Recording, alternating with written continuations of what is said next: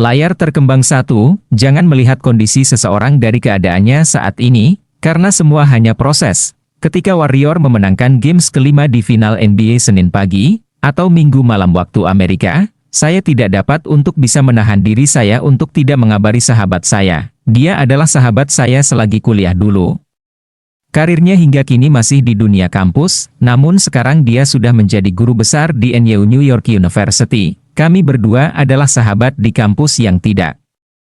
Terasa sudah 30 tahun perkenalan kami dan selama ini hubungan melalui telepon, SMS, BBM, Line masih berjalan. Saya teks dia tentang kemenangan klub basket Bay Area Golden State Warrior tersebut dengan perkataan, "At last, our team only satu step away from NBA championship ring. Don't ever underestimate the power of loser." Kami tahu sejak tahun 1977 klub favorit kami tidak pernah masuk final NBA boro-boro jadi juara. Bahkan kalau nonton langsung di stadion saja sepi. Namun kami berdua termasuk penggemar fanatik. Jadi tetap saja kami menonton, walau peluang kalahnya besar. Being a loser, menjadi pecundang sekian lama rupanya sampai juga di titik di mana peluang juara tiba-tiba hadir. Kekompakan tim di bawah Stephen Curry sekarang ini, benar-benar jauh dropping, mengagumkan, tapi poin saya menyapa Profesor John Berg bukan hanya mengucapkan selamat, namun juga kekangenan saya kalau mengingat masa-masa nggak pernah mikir di kampus dulu. Keisengan dalam survei, banyaknya ciptaan-ciptaan kami dalam melakukan studi aplikasi psikologi itu yang saya kangenin, saat ini. Maka walau sekarang dia sudah pindah kota ke New York dan jadi guru besar kampus ternama tersebut tetap saja saya bertanya, "What's up bro? What you've been up to? Ngapain aja?" Dalam text message saya ke HP personalnya, di Jakarta Senin jam 10 malam, din jam 10 pagi Senin pagi, maka ketika telepon genggam saya berdering dengan tulisan, "Call," saya tahu ini long distance call. "Hey man, how are you doing?" Maka basa-basi chit-chat dimulai, dia bertanya kabar keluarga dan saya tidak menyia-nyiakan telepon jarak jauh tersebut dengan pertanyaan curios saya, "Hey John, any new experimented you lately?" "Well yeah, you know what? It's very interesting research that we just did." Katanya memulai menjelaskan, saya tahu dari pemilihan kata, just did, artinya sudah selesai dilakukan, you finish with the summary report John, pretty much done. You know what we have been up to? Well of course not. Saya ketawa bagaimana saya tahu orang bicara sama dia saja terakhir 5 tahun yang lalu. Tell you what, katanya lagi, you know why a lot of billionaires living in Silicon Valley? Living in Bay Area.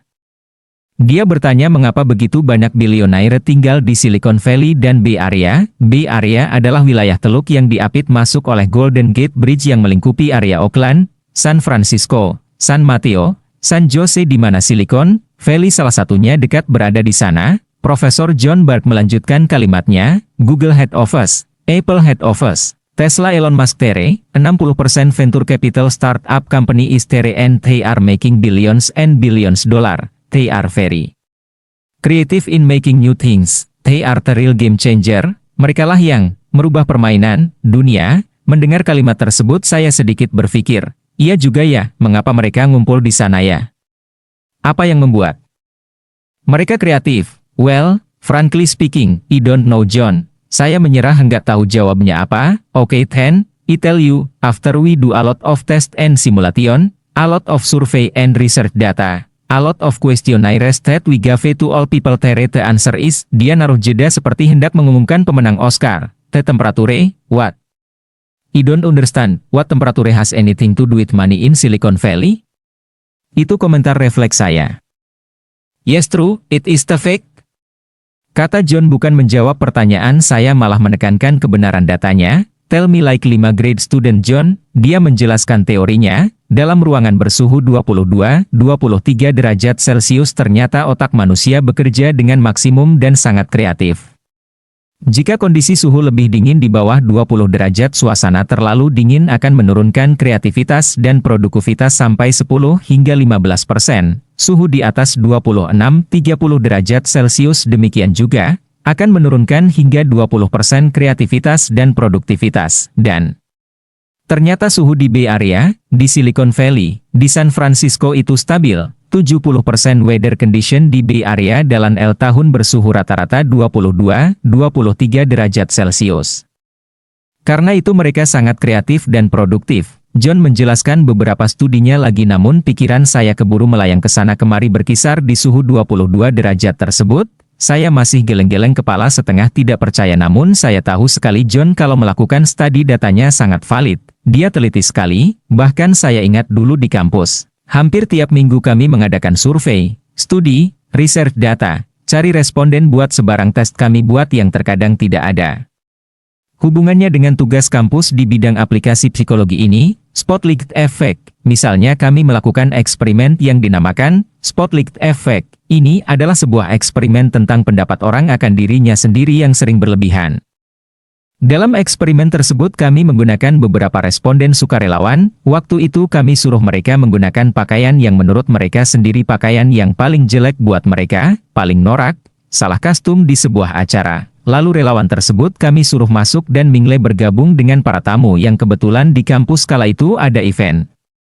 Setelah 30 menit hingga 1 jam, relawan tersebut kami tanya satu persatu. Dari puluhan relawan kami tanyakan hal yang sama, berapa orang yang memperhatikan Anda dan melihat Anda aneh?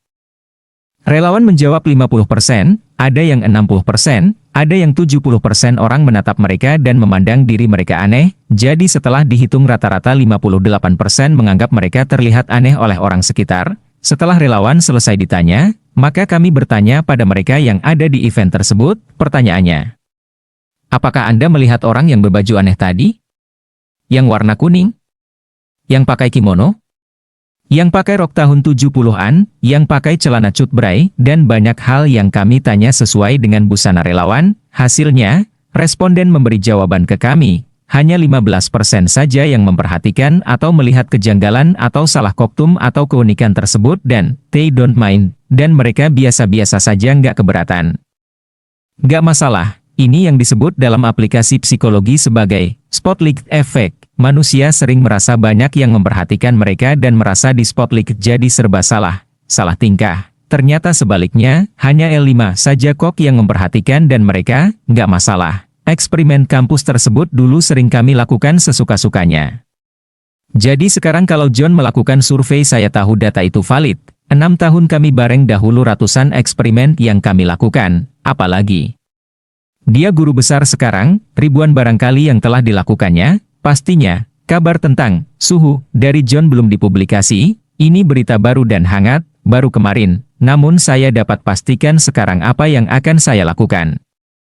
Saya akan set suhu di ruang kantor dan ruang kerja karyawan saya serta teman-teman bisnis lainnya, di suhu ruangan 22-23 derajat Celcius. May the PHB upon us.